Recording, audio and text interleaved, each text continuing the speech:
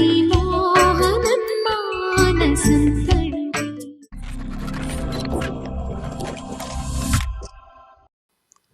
നമസ്കാരം, ഞാൻ സാജൻ, ചക്കരയമ്മ സാജൻ.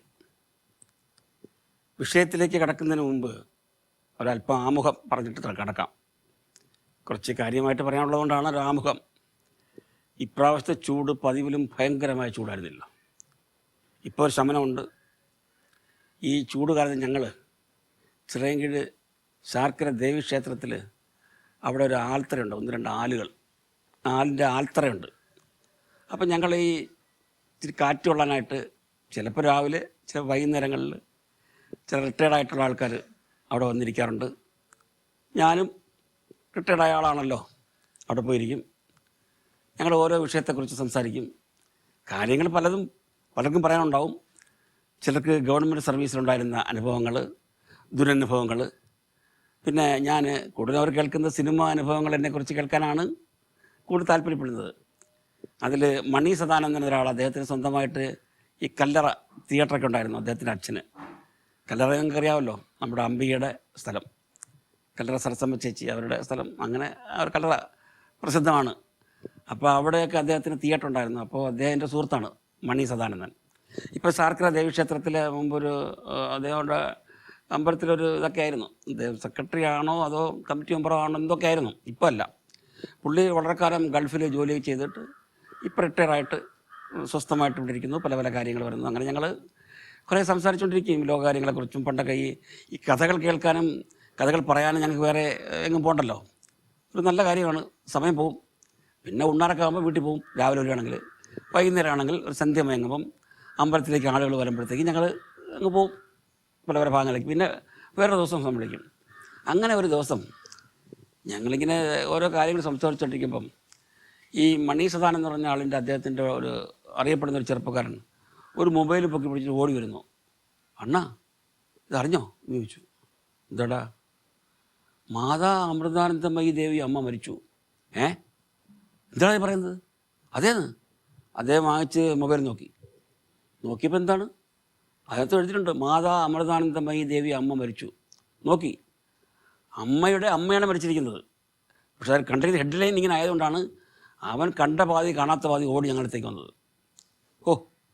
അണ്ണനും മറ്റുള്ള ആൾക്കാർക്കൊരു ദീർഘനിശ്വാസം വിട്ടു. കാരണം എന്തൊക്കെയായാലും നമുക്ക് ഈ ട്രസ്റ്റ് ഉണ്ടല്ലോ, അതായത് നമ്മുടെ ജനങ്ങൾക്ക് ചാരിറ്റി, ആ പ്രവൃത്തി ചെയ്യുന്ന പല ആൾക്കാർ നമുക്കുണ്ട്. അതിൽ പുട്ടപർത്തി സായിബാബ, അദ്ദേഹമാണ് നമുക്ക് ആ ഗ്രാമത്തിൽ ഒരു പട്ടണമാക്കി കുടിവെള്ള ക്ഷാമമുള്ള സ്ഥലത്ത് കുടിവെള്ളം എത്തിച്ചു. ഇപ്പോൾ പുട്ടപർത്തി എന്ന് പറയുന്നത് ഭയങ്കരമായിട്ടുള്ള വികസനം സംഭവിച്ച സ്ഥലമാണ്. സായിബാബയെ കൊണ്ട് മാത്രമെന്ന് തന്നെ പറയാം. പിന്നെ അദ്ദേഹത്തിൻ്റെ പേരിൽ തന്നെ ഹോസ്പിറ്റൽ, അവിടെ ചികിത്സ ഫ്രീ ആണ്. ഇപ്പോഴും ഓപ്പറേഷനും കാര്യങ്ങളെല്ലാം ഫ്രീ ആണ് പുട്ടപർത്തിയിൽ. അങ്ങനെ ഇപ്പോൾ അതുപോലെ നമ്മൾ പറയുകയാണെങ്കിൽ അമ്മയുടെ പേരിൽ വള്ളിക്കാവിൽ മാതാ അമൃതാനന്ദമയി ദേവിയുടെ അമ്മയുടെ പേരിൽ എന്തെല്ലാം ചാരിറ്റീസാണ് നടക്കുന്നത്. ഇപ്പോൾ നമ്മുടെ ഇടപ്പള്ളിയിൽ തന്നെ ഒരു വലിയ ഹോസ്പിറ്റലാണ്. ആ ഹോസ്പിറ്റലിൽ എന്തെല്ലാം വിഭാഗങ്ങളാണ്. ഇന്ന് ഇന്ത്യയിൽ പല ഹോസ്പിറ്റലിൽ കിട്ടാത്ത പല അനുഭവങ്ങളും കാര്യങ്ങളും നമുക്ക് അവിടെ നിന്ന് ലഭ്യമാവും. ഇവിടെ നിന്നെല്ലാം ആൾക്കാർ വരുന്നത്, വിദേശത്ത് നിന്നൊക്കെ വരുന്നുണ്ട്. അത്ര വിദഗ്ധ ചികിത്സയാണ്. സാമാന്യ ജനങ്ങൾക്ക് താങ്ങാവുന്ന ഫീസേ ഉള്ളൂ. ഈ അടുത്ത കാലത്ത് എൻ്റെ സുഹൃത്ത് അവിടെ അഡ്മിറ്റായി സുഖം പ്രാപിച്ചു വന്നു. ന്യൂറോളജി വിഭാഗമായിരുന്നു. അങ്ങനെ പേരുകെട്ട ഒരു ഹോസ്പിറ്റലാണ്. നല്ല വൃത്തി, കാര്യക്ഷമത, ഹോസ്പിറ്റാലിറ്റി, പിന്നെ അഡ്മിനിസ്ട്രേഷൻ, എവറിത്തിങ് സൂപ്പറാണ്. അപ്പോൾ നമുക്ക് ഈ അമ്മയെക്കുറിച്ച് പറയുമ്പോൾ നമ്മൾ കേൾക്കാനും കാണാനും അനവധിയുണ്ട്. ഇപ്പോൾ ചില ആൾക്കാർ ഇപ്പോൾ ജീവിച്ചിരിക്കുന്ന ഒരു പ്രതിഭാസം എന്ന് പറയും. അമ്മയുടെ ചാരിറ്റിയെപ്പറ്റി വാനോളം പുകഴ്ത്തുന്നവരുണ്ട്. വാനോളം പുകഴ്ത്തുന്ന വെച്ചാൽ വെറുതെ അല്ല, സത്യമാണ്. അനുഭവിച്ചറിഞ്ഞവർക്കേ അതിനെക്കുറിച്ച് അറിയാൻ സാധിക്കുള്ളൂ. എന്തെല്ലാം നന്മകളാണ് ഒരു സാധാരണ ഗ്രാമത്തിൽ, അതും കടലോരത്ത് ഒരു ഗ്രാമം, ആ ഗ്രാമത്ത് വസിക്കുന്ന ഒരു അമ്മ, സുധാമണി എന്ന് പേരെടുത്ത്, ബാല്യത്തിൽ സുധാമണി എന്നായിരുന്നു അമ്മയുടെ പേര്. അമ്മയുടെ ജീവചരിത്രങ്ങളും കാര്യങ്ങളൊക്കെ നിങ്ങൾക്കറിയാം. എങ്കിലും ഞാനത് പറയുന്നതിന് മുമ്പ് നമ്മുടെ അമ്മയുടെ അമ്മ, അവരുടെ വിയോഗം അത് കുറച്ച് ചിത്രീകരിച്ചിട്ടുണ്ട്. ആ ചിത്രീകരണം നമുക്കല്പം കാണാം. അമൃതാനന്ദമയി ദേവിയുടെ അച്ഛൻ്റെ പേര് സുഗുണാനന്ദൻ, കഥകളി കലാകാരനായിരുന്നു. ദമയന്തി അമ്മ അമ്മയാണ് നമ്മുടെ അമ്മയുടെ അമ്മ.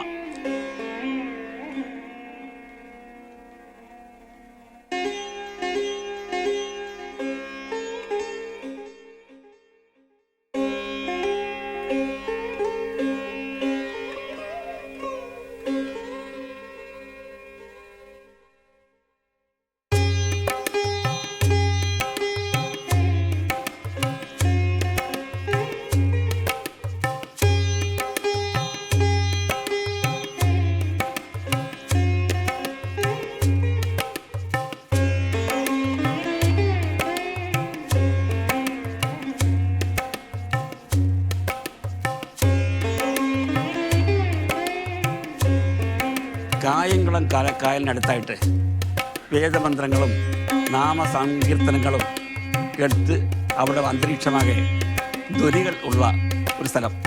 ഇപ്പോൾ അത് ആശ്രമ മന്ദിരം അവിടെയാണ്. പരിപാവനമാക്കുന്ന ക്ഷേത്ര സന്നിധി പോലെ നമുക്ക് കാണാം. ജനകോടികളുടെ അമ്മയും ഗുരുവും ആരാധനാ സദ്ഗുരുവും അമൃതാനന്ദമയി അമ്മ, ആത്മീയ സൗരഭ്യം ദിവ്യ സാന്നിധ്യം വഴിഞ്ഞൊഴുകുന്ന ആ അമ്മ. ഈ ആശ്രമത്തിൻ്റെ അഭൂത സൗഭാഗ്യം മാതാ അമൃതാനന്ദമയി ആ അമ്മയുടെ ജനനം 1129 കന്നിമാസത്തിലെ കാർത്തിക നാൾ പ്രഭാതത്തിലാണ്. കൊല്ലം ജില്ലയിലെ പറയകടവ് എന്ന കടലോര ഗ്രാമത്തിൽ ഘനശ്യാമവർണ്ണയായ ഒരു പെൺകുഞ്ഞ് ജനിച്ചു. കരഞ്ഞുകൊണ്ടല്ല, പുഞ്ചിരിച്ചുകൊണ്ടാണ് ശിശു ഈ മാതൃഭൂമിയിലേക്ക് പിറന്നു വീണത്. 6-ാം മാസത്തിൽ സ്ഫുടമായി സംസാരിക്കുവാനും 7-ാം മാസത്തിൽ ഓടിക്കളിക്കുകയും ചെയ്ത ചൊടിയും ചുറുചുറുക്കുമുള്ള നല്ല ഒരു ബാലിക. ആ ബാലികയെ സുധാമണി എന്നാണ് മാതാപിതാക്കൾ നാമകരണം ചെയ്തത്. നിഷ്കളങ്കയായ ശ്രീകൃഷ്ണപ്രേമയായ സുധാമണിയുടെ ജന്മസിദ്ധമായ സവിക്ഷതകളായിരുന്നു കുഞ്ഞിലെ തന്നെ കൃഷ്ണഭക്തി. തീരെ കുഞ്ഞായിരിക്കുമ്പോൾ തന്നെ സുധാമണി പലപ്പോഴും ധ്യാന നിമഗ്നായിരിക്കാറുണ്ട്. ശ്രീകൃഷ്ണൻ്റെ ഒരു ചിത്രം എപ്പോഴും കൂടെ കൊണ്ടു നടക്കും. അതിൽ നോക്കി പ്രാർത്ഥിക്കും, സംസാരിക്കും, ഭഗവത് നാമങ്ങൾ ആലപിക്കും. പിൽക്കാലത്ത് അമ്മ പറയാറുണ്ട്, കുഞ്ഞിലെ തന്നെ എനിക്ക് ഈശ്വരനാമത്തോട് അതിലൊറ്റ പ്രേമമായിരുന്നു. അതിൽ സ്ഥലം ഏതാണെന്നോ ഒന്നും നോട്ടമില്ല. എപ്പോഴും ശ്രീകൃഷ്ണ ചിത്രത്തിൽ നോക്കിയിരിക്കും, പ്രാർത്ഥിക്കും. 5 വയസ്സുള്ളപ്പോൾ തന്നെ ശ്രീകൃഷ്ണ ഗീതങ്ങൾ രചിക്കുകയും നൃത്തം ചെയ്യുകയും ചെയ്യുമായിരുന്നു. ഈ ഭക്തിഭാവങ്ങൾ കുടുംബത്തിലെ അംഗങ്ങൾക്ക് ഉൾക്കൊള്ളാനായില്ല. ഇത് കാരണം ധാരാളം കഷ്ടപ്പാടുകൾ സുധാമണിക്ക് ബാല്യത്തിൽ സഹിക്കേണ്ടതായി വന്നിട്ടുണ്ട്. 1-ാം ക്ലാസ്സിൽ ചേരുമ്പോൾ തന്നെ വീട്ടുജോലികൾ ചെയ്യുമായിരുന്നു. പഠിക്കാൻ മിടുക്കിയായിരുന്നെങ്കിലും മാതാവിൻ്റെ അനാരോഗ്യം കാരണം 5-ാം ക്ലാസ് വരെയേ സുധാമണിക്ക് പഠിക്കുവാനായുള്ളൂ. മുറ്റമടിക്കുക, ആഹാരം പാചകം ചെയ്യുക, തൊണ്ട് തെല്ലുക, പരിസരം വൃത്തിയാക്കുക, ഇളയ സഹോദരങ്ങളെ സ്കൂളിലേക്ക് അയക്കുക, വീട്ടിലെ വളർത്തുമൃഗങ്ങളെയും പക്ഷികളെയും സംരക്ഷിക്കുക. ഇങ്ങനെ രാവിലെ ഒരു 3 മണി മുതൽ അർദ്ധരാത്രി വരെ നീണ്ടു നിൽക്കും ഈ പ്രവൃത്തികളും ഈ കഠിന ജോലികളും. എങ്കിലും കൃഷ്ണമന്ത്രം സദാ ഉരുവിട്ടുകൊണ്ടേയിരിക്കും. സഹോദരങ്ങളെ അണിയിച്ചൊരുക്കുമ്പോഴും ശ്രീകൃഷ്ണനെയും ബലരാമനെയും പോലെ അണിയിച്ചൊരുക്കാനാണ് സുധാമണിക്ക് ഇഷ്ടം. എപ്പോഴും അനിതര സാധാരണമായ മനുഷ്യസ്നേഹം സുധാമണിയുടെ ഒരു പ്രത്യേകതയായിരുന്നു. പിന്നീടൊരു കാര്യം, അയൽപ്പക്കത്തുള്ള വാർദ്ധക്യം പ്രാപിച്ച ആൾക്കാരെയൊക്കെ പോയി സന്ദർശിക്കുക, അവരെ ശുശ്രൂഷിക്കുക, അവർക്ക് ആഹാരം സമയാസമയം എത്തിക്കുക. ഇങ്ങനെയുള്ള ശുശ്രൂഷകൾ വീട്ടിലെ ചിലർക്ക് അത്ര ഇഷ്ടമായില്ല. എങ്കിലും അമ്മ അതൊന്നും വകവച്ചില്ല. ഈ കുഞ്ഞു മനസ്സ് അവരുടെ സുഖ സൗകര്യങ്ങൾക്ക് പ്രാതിനിധ്യം നൽകിക്കൊണ്ട് അവരോടൊപ്പം കൂടുമായിരുന്നു. പിന്നെ എന്തെങ്കിലും താറാവിനെയൊക്കെ വയ്ക്കുമ്പം അമ്മ കരുതുന്നത് ഈ ആട്ടിടയനെ വയ്ക്കുന്ന ശ്രീകൃഷ്ണനായിരുന്നു. കൂടെ കൂടെ കൃഷ്ണദർശനമുണ്ടായി പ്രപഞ്ചം മുഴുവനും കൃഷ്ണമയമായി കാണും. ഒടുവിൽ ശ്രീകൃഷ്ണബോധത്തിൽ ചിരപ്രതിഷ്ഠയായി. സ്വന്തം വീട്ടിൽ നിന്ന് അമ്മ അകന്ന് ചില സമയങ്ങളിൽ ധ്യാനനിരതിയായിരിക്കും. കഠിന തപസ്, തുളസിയിലയും വെള്ളവും ആഹാരമാക്കി 6 മാസക്കാലം തപസ് അനുഷ്ഠിച്ചിട്ടുണ്ട്. അധികം വൈകാതെ ഓങ്കാരനാദം ഉള്ളിൽ നിന്നും ഉണർന്നു. പ്രപഞ്ചം മുഴുവനും തൻ്റെ ഓരോ പ്രവൃത്തികളും അമ്മ ദിവ്യമായി കണ്ടിരുന്നു. പ്രപഞ്ചം മുഴുവനും തൻ്റെ പ്രവൃത്തികൾ മുഴുവൻ ജനങ്ങൾക്ക് സ്വീകരിക്കണം എന്ന രീതിയിൽ അമ്മ വ്യാപൃതയായി. മനുഷ്യൻ്റെ ദുഃഖം അകറ്റാനായി അമ്മ തന്നെ സമർപ്പിച്ചു. അശരണർക്ക് കണ്ണീരൊപ്പി. ഭക്തജനങ്ങളും അകമഴിഞ്ഞ പ്രാർത്ഥനകളും സഫലമാക്കി. ജന്മഗൃഹം തന്നെ ആശ്രമമാക്കി. അമ്മയുടെ ഈ അപാര മനസ്സും ഈ സ്നേഹം ഈ വാത്സല്യവും ജനങ്ങൾക്ക് അത്ഭുതമുളവാക്കിയെന്ന് മാത്രമല്ല, അമ്മയുടെ അടുത്ത് അശരണരായ പല ആൾക്കാരും ചെന്ന് പല ആവശ്യങ്ങൾ ഉന്നയിച്ചു. അമ്മ സന്തോഷം അതെല്ലാം സ്വീകരിച്ചു. ഒരാളെപ്പോലും നിരാശനാക്കാതെ അമ്മ അവരെ ആശ്ലേഷിച്ചു. അങ്ങനെ ആ ഗ്രാമം അമൃതപുരി എന്ന പേരിൽ അറിയപ്പെട്ടു. ഇന്ന് ലോകത്തിൻ്റെ മുന്നിൽ പ്രസിദ്ധിയിലേക്ക് വീണ്ടും ഉയർന്നുകൊണ്ടിരിക്കുന്ന ആ അമൃതപുരി വസുദൈവ കുടുംബകം എന്നാണ് അമ്മയുടെ വിശേഷണം. 3000-ലധികം അന്തേവാസികൾ ജീവിക്കുന്നുണ്ട്. ദുഃഖിതരുടെ കണ്ണീരൊപ്പം സ്വന്തം കൈകളിൽ ഒപ്പിയെടുക്കുന്നു. അമ്മ ആശ്ലേഷിക്കുന്നു, വിഷമങ്ങൾ അകറ്റുന്നു. നിഷ്കളങ്കരായി അവരെ അമ്മ അവരുടെ വിഷമങ്ങൾ മുഴുവൻ അകറ്റി കൊടുക്കുകയാണ്. അങ്ങനെ അമ്മയുടെ ഇപ്പോൾ 70 സംവത്സരങ്ങൾ. ഈ സംവത്സരങ്ങൾക്ക് നമ്മുടെ ഇന്ത്യയിലെ പ്രധാനമന്ത്രി മാത്രമല്ല, ഭാരതത്തിൽ അറിയപ്പെടുന്ന എല്ലാവരും അമ്മയെ സന്ദർശിക്കാനെത്തും, അമ്മയുടെ അനുഗ്രഹങ്ങൾ തേടിയെത്തുന്നുണ്ട്. ഇന്ന് ഈ ഗ്രാമം ലോകം മുഴുവൻ അറിയപ്പെടുന്ന ഈ കൊച്ചു ഗ്രാമം അറിയപ്പെട്ടു കഴിഞ്ഞിരിക്കുന്നു. എന്തുകൊണ്ട്? ഈ അമൃതാനന്ദമയി എന്ന അമ്മയുടെ വാത്സല്യവും കാരുണ്യവും എല്ലാം ജനങ്ങൾക്ക് ദിവസേന അനുഭവിച്ചുകൊണ്ടിരിക്കുന്നു. ഇന്ന് മാത്രമല്ല, ഇന്ന് അമ്മയ്ക്ക് പ്രധാനമന്ത്രിയുടെ ആശംസകൾ അങ്ങനെ ലോകമെങ്കും ആരാധ്യർ അമ്മയുടെ നാമം വാഴ്ത്തിപ്പാടുന്നുണ്ട്. ഭാരതത്തിൽ തന്നെ അനവധി ഹോസ്പിറ്റലുകൾ, ആതുരാലയങ്ങൾ, ജനസേവന പദ്ധതികൾ, നിർധനർക്ക് ഭവനങ്ങൾ പലതും. അങ്ങനെ ഞങ്ങളുടെ ചർച്ച പല പ്രാവശ്യം ഇങ്ങനെ നീണ്ടു പോയി. അമ്മയും അമ്മയുടെ ചർമ്മ വാർത്തയും അങ്ങനെ ഞങ്ങളുടെ ഈ വാർത്ത നീണ്ടു പോകുകയാണ്. ഈ വാർത്തയെപ്പറ്റി ഞങ്ങൾ വീണ്ടും സംസാരിച്ചു തുടങ്ങിയത്. കാരണം ഇത്രയും സംസാരിക്കാനുള്ള കാരണം മാതാ അമൃതാനന്ദമയുടെ ദേവിയുടെ അമ്മയുടെ മരണം ഞങ്ങൾക്ക് ഇത്രയും ഒരു പുതിയ അറിവും പ്രചോദനവും ഉണ്ടാക്കി എന്നുള്ളത് നിങ്ങളെ അറിയിക്കുവാനാണ് ഇത്രയും ഞാൻ വ്യാജാലനായി സംസാരിച്ചത്. നമ്മുടെ കൊല്ലം ജില്ലയിൽ നിന്ന് നമുക്ക് നേരെ കൊല്ലം ജില്ലയിൽ തന്നെയാണ് കരുനാഗപ്പള്ളിക്ക് അടുത്താണ് വള്ളിക്കാവ്. നമ്മുടെ തിരുവനന്തപുരത്ത് നിന്ന് കൊല്ലം കഴിഞ്ഞാൽ കരുനാഗപ്പള്ളി, എറണാകുളം റൂട്ടിലാണ് ഞാൻ ഈ പറയുന്നത്. അവിടെയാണ് ഈ ചെറിയ വവാക്കാവ് എന്ന് പറയുന്ന സ്ഥലം. അവിടെയാണ് ഒരു കടത്തിരുത്താണ് അത്. അത്ര നല്ല മനോഹരമായ സ്ഥലം. ആരും പ്രതീക്ഷിച്ചില്ല ഇത്രയും ഈ കൊച്ചു ഗ്രാമം ഇത്ര വികസനമാകുന്നത്. കണ്ടറിഞ്ഞ് തന്നെ അറിയണം. കണ്ടറിയുക മാത്രമല്ല, നമുക്കുള്ള എന്തെല്ലാം നമുക്ക് നിരാലംബർക്ക് മാത്രമല്ല, അവിടെ ആശ്രയിച്ചില്ലെന്ന എല്ലാവർക്കും നമുക്ക് എന്തെങ്കിലും അവിടെ നമുക്ക് ലഭ്യമാവാതെ മടങ്ങി വരാൻ പറ്റില്ല. ഒരു പ്രാവശ്യം വന്നു പോയാൽ വീണ്ടും നമുക്ക് അവിടെ പോകാൻ തോന്നും. അങ്ങനെ അമ്മയുടെ അമ്മ മരിച്ചതിനെ കുറിച്ചാണ് നമ്മൾ സംസാരിച്ചെങ്കിലും അമ്മയുടെ ഓരോരോ കാര്യങ്ങൾ ഓരോ ഭാഗത്ത് ചെയ്തിരിക്കുന്ന പറഞ്ഞാൽ തീരില്ല. അങ്ങനെ പോകുന്നു. ഞങ്ങളുടെ ഇന്നത്തെ ചർച്ച ഇങ്ങനെ ആയിരുന്നു. അപ്പോൾ ഇതൊരു പുതിയ അറിവ് കൂടെ കിട്ടി. കാരണം ഞങ്ങൾ ഈ മരച്ചോട്ടിൽ നിന്നിട്ട് കാറ്റ് കൊള്ളാൻ വന്നെങ്കിലും സുഖമായിട്ട് ഞങ്ങളിതെല്ലാം കേട്ടറിഞ്ഞു. പിന്നീട് ഇപ്പം നമുക്കതാ വീണ്ടും ഞാൻ പറയുന്നു, ഇപ്പം നല്ല മഴ പെയ്യുന്നുണ്ട് ഇവിടെ. തിരുവനന്തപുരം നഗരി മഴയിൽ അങ്ങനെ കുതിർത്ത് കിടക്കുകയാണ്. വീണ്ടും മഴ പെയ്യുന്നു. അതൊക്കെ നമുക്ക് വീണ്ടൊരു അവസരത്തിൽ പറയാം. കാരണം ഞാൻ ഈ നേരത്തെ വന്നിരുന്ന സമയത്തുള്ള ആ ചൂട് സഹിക്കാൻ വയ്യാത്തുള്ള അവസരത്തിലാണ് ഈ സംഭവം ഉണ്ടായതെന്ന് ഞാൻ പറയുകയാണ്. പിന്നീട് ഇനിയിപ്പോൾ അതിനിടയ്ക്ക് എനിക്ക് പറയാൻ പോകുന്നത് ഞങ്ങളുടെ സിനിമ വാർത്തകളാണ്. സിനിമ വാർത്തകളെന്ന് പറയുമ്പോൾ അതിനോടൊപ്പം പറയാതെ വയ്യല്ലോ. നമ്മുടെ വിട്ടുപോയ ചില വ്യക്തികളുണ്ട്.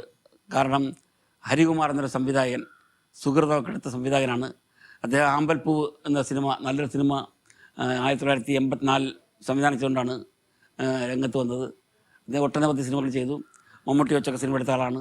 പിന്നെ MG വാസുദേവൻ നായരുടെ തിരക്കഥയിലാണ് അദ്ദേഹം സുഹൃതം ഒരുക്കിയത്. അദ്ദേഹം മരിക്കുമ്പോൾ അദ്ദേഹത്തിന് 70 വയസ്സായിരുന്നു. തിരുവനന്തപുരത്ത് പാങ്ങോടായിരുന്ന സ്ഥലം. ഏതാണ്ട് 20ഓളം ചിത്രങ്ങൾ അദ്ദേഹം സംവിധാനം ചെയ്തു. എല്ലാ കലാമേന്മയുള്ള ചിത്രങ്ങളായിരുന്നു. പിന്നെ അതോടൊപ്പം നമുക്ക് പറയാനുള്ളത് അതേ ദിവസം തന്നെയാണ് എൻ്റെ ചിത്രങ്ങളിലില്ല സീരിയൽ അഭിനയിച്ച കനകലത. അവർ ഏതാണ്ട് 300ഓളം നാടകങ്ങളിലും സീരിയലുകളിലും സിനിമകളിലും അഭിനയിച്ചിട്ടുണ്ട്. എൻ്റെ ചേച്ചിയമ്മ എന്ന സിനിമയിൽ തന്നെ അവർ നല്ല വേഷം ചെയ്തു. അവരും കുറച്ച് നാളായിട്ട് രോഗഗ്രസ്തയായിരുന്നു, മറവി രോഗമായിരുന്നു, എന്തോ അൽഷിമേഴ്സ് എന്നൊക്കെ പറയില്ലേ. അവർ കല്യാണം കഴിച്ചിരുന്നത് നമ്മുടെ കാര്യവട്ടം ശശികുമാർ എന്ന ആളായിരുന്നു. അവർ നേരത്തെ തന്നെ ഒരു ഡൈവോഴ്സ് ആയിരുന്നു. അദ്ദേഹവും മരണപ്പെട്ടു, മക്കളൊന്നുമില്ല. പിന്നീട് നല്ലൊരു ആർട്ടിസ്റ്റായിരുന്നു. അങ്ങനെ അവർ നമ്മൾക്ക് വിയോഗമായി, നമ്മളിന്ന് അകന്നു കഴിഞ്ഞു. പിന്നെ നമുക്ക് പ്രിയങ്കരനായിരുന്ന സംഗീത് ശിവൻ, അദ്ദേഹം ബോംബെയിലായിരുന്നു. അദ്ദേഹത്തിൻ്റെ പേര് പറയുമ്പോൾ തന്നെ നമുക്ക് യോദ്ധ എന്ന സിനിമ, വ്യൂഹം, അതുകൊണ്ട് നല്ല നല്ല സിനിമകൾ നമുക്ക് സമ്മാനിച്ചൊരു സംഗീത് ശിവൻ. അദ്ദേഹത്തിന് സഹോദരനാണ് സന്തോഷ് ശിവൻ. പിന്നെ ഒരു സഹോദരൻ കൂടെ ഉണ്ട്, പേര് തൽക്കാലം ഞാൻ ഓർക്കുന്നില്ല. അദ്ദേഹത്തിന് അച്ഛൻ ശിവൻ അദ്ദേഹം ഒരു നല്ല ഫോട്ടോഗ്രാഫറാണ്, ആയിരുന്നു, മരണപ്പെട്ടു. പിന്നെ അദ്ദേഹം നല്ല സംവിധായകനും ഒക്കെ നല്ല ചിത്രങ്ങൾ നമുക്ക് തന്നിട്ടുണ്ട്. ഇപ്പോൾ ഒട്ടുമിക്ക സിനിമ രംഗത്തുള്ളവർക്കും അദ്ദേഹത്തെ പരിചിതനായിരുന്നു. എനിക്ക് നല്ല പരിചയമുണ്ട്. പലപ്പോഴും സിനിമാക്കാരുടെ ഒരു അഭയകേന്ദ്രം എന്ന് തന്നെ പറയാം സെക്രട്ടേറിയറ്റിന് മുമ്പിലുള്ള ശിവൻ സ്റ്റുഡിയോ.